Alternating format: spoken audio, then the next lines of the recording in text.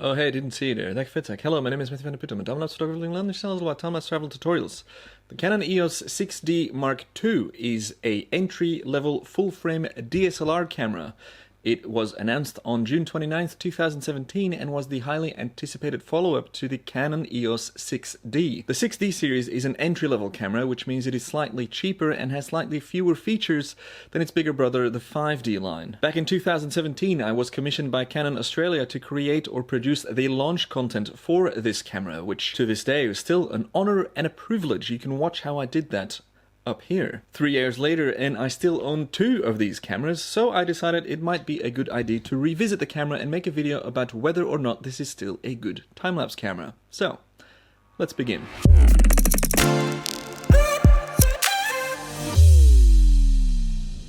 Let's briefly go over the specs or the specifications that are relevant to time-lapse photography. It is a full-frame sensor with an EF mount, which means you get an enormous amount of lenses to choose from, not only from Canon's own lineup, but also from so many other brands that make lenses with an EF mount. It features a single SD card slot with a UHS 1 bus. There's a built-in intervalometer for photo mode, and in video mode you get 4K time-lapse movie mode. If you don't want to use any of these features, you have a full-sized N3 port on the front for an external remote. And before I forget, this 4K time-lapse movie mode, which also works in Full HD by the way, has a exposure leveling or holy grail feature built in where it slowly and gradually adjusts the lighting for your sunset or your sunset shots. Built-in NFC and Bluetooth chips, which can be very useful for framing very weird angles. And speaking of weird angles, the full touch and flip screen will come in handy for your low angle shots. Also, for some reason this isn't a feature in other more expensive Canon cameras, it has a minimum interval of 1 second for both photo and video time-lapse mode. Now, I still use these cameras for my personal and my professional commercial time-lapse work whenever I get commissioned.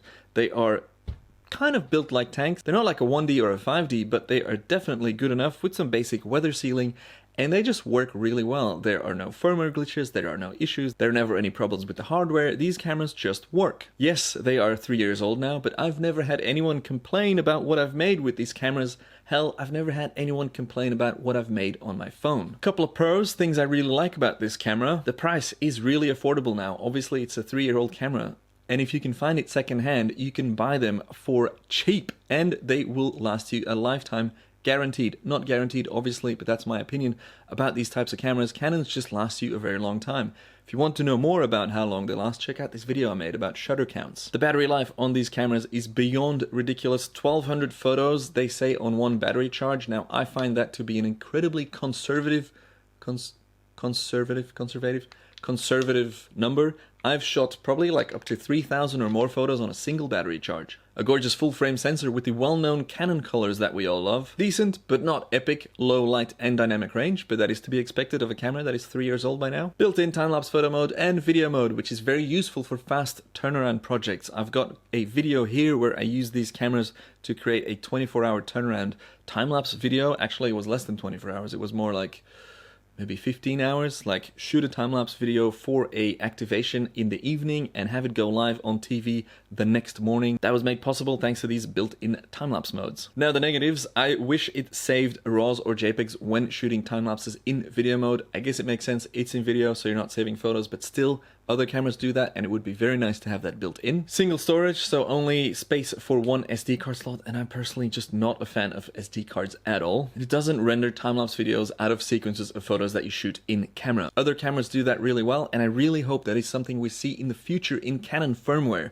Canon, if you're watching this, please let me give you feedback on how to build these time-lapse modes in these cameras, because you can just put it in the firmware. We can make it so much better, and we can make time-lapse so much more accessible for so many people. We can improve everyone's time-lapse skills, and eventually I'll be out of a job because I can no longer create unique, high-quality time-lapses, but I don't care, because I want to democratize time-lapse and I want everyone to have access to time-lapse photography. And that's it. Look, I've said it 1,000 times before and I will say it again. It is not about the gear, it is about the person behind the gear. A camera body and a lens is they're just tools to execute someone's vision.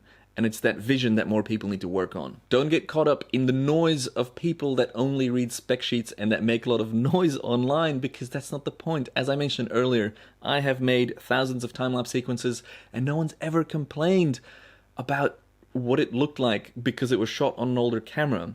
I've shot stuff on my phone that people thought was shot on a very expensive rig, and it was literally shot on a phone that was also 3 years old by now. Obviously, this camera doesn't hold up against newer cameras that only just now came out, but that's not the point.